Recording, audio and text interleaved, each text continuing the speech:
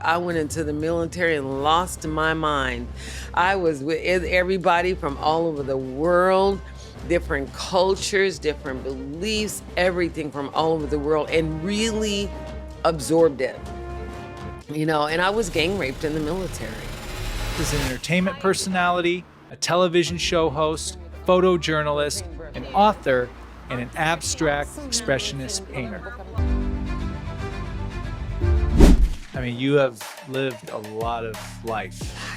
I had started as one of the members of the Jurassic Park team at Universal Studios. So my name is on the Tritontosaurus's leg. If anybody goes there and see the guys built it, they put my name on there. I was not only the only girl on the team. I told my dad, I don't want to be in Waco. I want to go into the Navy. And my mother was like, oh no, you're not going into the Navy.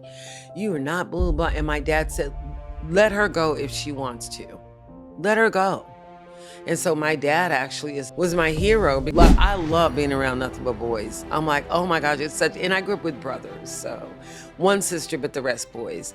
So, and they made me feel comfortable. There was no kind of anything going on that I had to feel like, oh, I'm different because I'm a girl. I just felt like one of the guys. It's a movie called Kung Fu Hustle where it's a comedy but dramedy at the same time. And so in the movie, this kid is very kind of shy and timid. And they're after him. And he starts out with this book. Well, how did they get you to dip? I was going through all of those things and never considered that it would be mental illness or anything again. I was born in the 50s. I didn't know what mental illness was. They didn't have a mental illness. Your mother's like, shut the hell up, get over there and sit down. And if you don't shut up, I'm gonna beat the bell and beat your butt. That was your mental illness, wellness thing, Deal with it. I worked for a carpet company.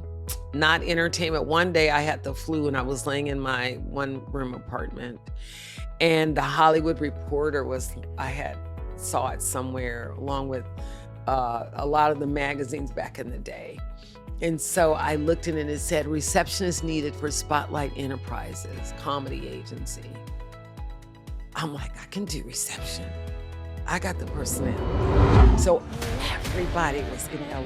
It was Everybody was here. Everybody was in LA at that time. And I came in when everybody, all the big stars, you could actually go hang with people, I didn't have any problem with somebody coming up and saying, you are fierce. You better stand your 5'8" frame up and walk like you got some sense. And he was with John Robert Powers.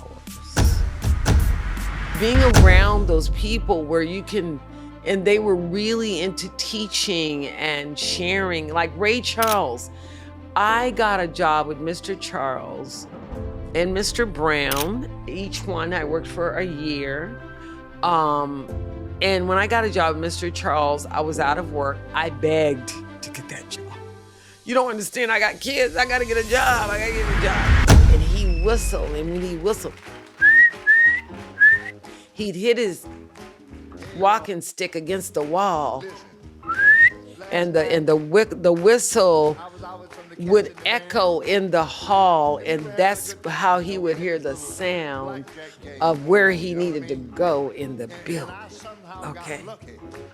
And I said, oh, good morning, Mr. Charles. Mr. James Brown.